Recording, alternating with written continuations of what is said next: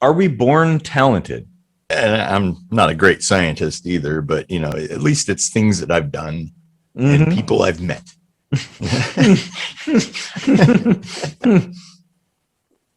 Well, yeah. Like I take pride though in not being good at any one thing, but having experience in a lot of things, because every now and then I get kind of a gem of an idea that saves the day or something. And it only happened because of all that experience. So jack of all trades, master of none kind of thing. I mean, that's sort of my own personal philosophy, so I can identify with that.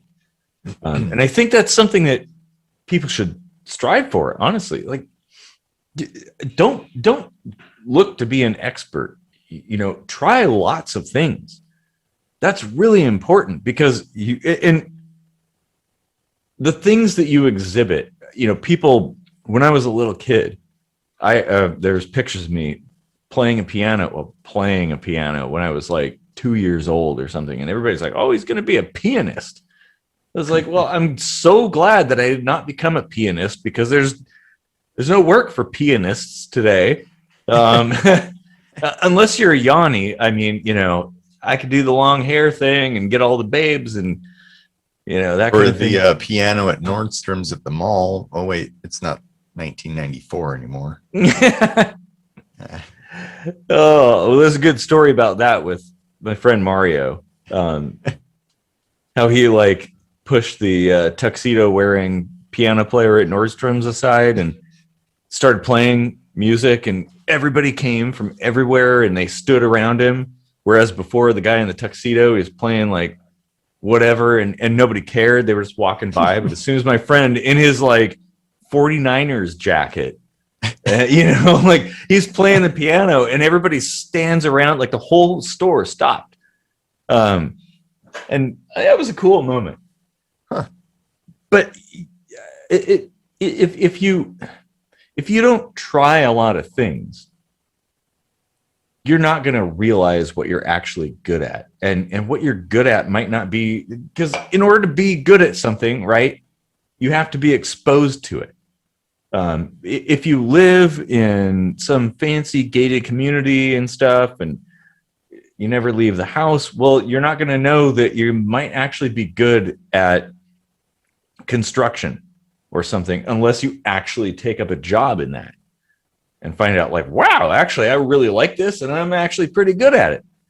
It comes down to what you're exposed to. So trying a lot of things and going to a lot of places, especially things you're not comfortable with, because that's something that I think is important, is challenging yourself, like doing things you wouldn't otherwise do, just to see. That's what I do. I do stuff. I'm like, well, I wonder, can I do this? Well, let's find out. Yeah, and I teach yourself, learn to teach yourself, learn how to learn, that kind of thing. But trying a lot of different things, even things that you think might not necessarily be something you're good at, or something maybe that it's beneath you.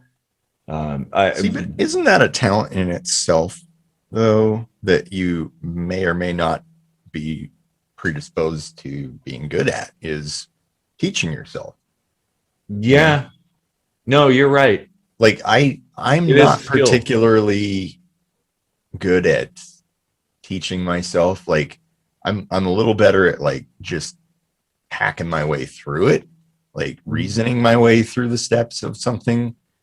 But that also requires like at least some kind of core knowledge about what it is I'm trying to do. True. Yeah. So like when it comes to something that like I've never touched this, I don't know, like I would not be able to really get through it too well. I mean, like not quickly anyway.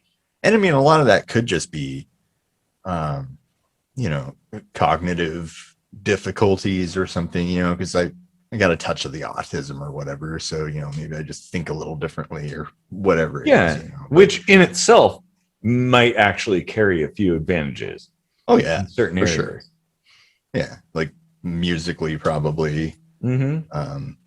You know, because like I mean, I'm not like the greatest musician in the world, but like even as a kid, I could sit and write sheet music in my head with no instruments around because I can hear the notes in my head, like in the exact pitch that they are. And you know, maybe that was memory or whatever, but I don't know that everyone can, you know, you can visualize a memory, but how many people can like audiolize a sound?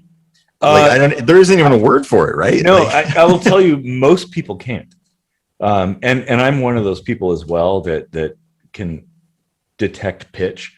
Like I even noticed, like my friend was playing his, we were driving around and he was playing a cassette back in the 90s.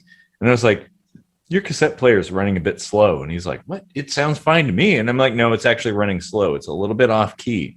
It's a little tiny bit slow. And he's like, wow, no, it isn't. Like, so, and, you know, that could possibly be something pseudo physical. Maybe I don't know. I've noticed things like that too. Like I think Red Dwarf season 10 or 11, the theme song was ever slightly a slower tempo. And it always goes back to Red Dwarf. I like that. I think it was Red Dwarf. There was some show where I was like, oh, the theme song's a little different. And somebody was like, no, it's not. It sounds exactly the same. And I was like, no, it's different. Like, yeah. Well, and I gotta say, one thing that you do that is awesome, it is like musical creativity. You have a knack for doing really clever things, really novel things. You know, some things work, some things don't, but it's always very novel and different. And you know, me being a very methodical, by the book, systematic kind of person, like I kind of look up to that. Like, hey, wow, I wish I could do that. You know, and I've always appreciated your ability to like construct a good beat, because I'm a little too chaotic for that sometimes. Yeah, which is why I think it's good that we formed a band. You know, like we create music, and the last time we got together, it was a perfect synergy of that. And maybe there's something there, like you can't do it all on your own. It does, like your skills may depend on other people's skills. Well, yeah, that's very different true. People have different skills too, and it kind of all comes together. One of the greatest talents is to be able to recognize your own shortcomings and see it, you know, see where that thrives in someone else, and know that you'll make a good team, right? Yeah. Oh yeah, totally. You know, like some might call that like a leadership quality, but like I see it more as like a cooperative experience than a leader thing. Yeah. Well, exactly. I think leadership may not necessarily work in that case. Like, yeah, I'm just saying that's normally like how you would hear that at like some pep talk seminar thing. Like, here's how you become a good leader. You know, like figure out where your shortnesses are and, you know, find a person to fill it. Right about now, I got an inkling people gonna be writing songs about the way humanity luscious wave through the forest, trees and shrubs, only to elect a bunch of chosen scrubs. Word to your mother, pops and dog, and the people in the peanut gallery going hard. Wild girls in the streets lift their shirts galore, while their mama stay at home calling them mama.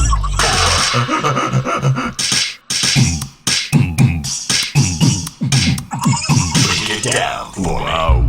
You say you got your murderers in the tank, but there's people killing others with the almighty bank. And I don't wanna say that the world's a dump, but who's really loving life in the age of Trump? My name is nothing, and I'm here to think that people shouldn't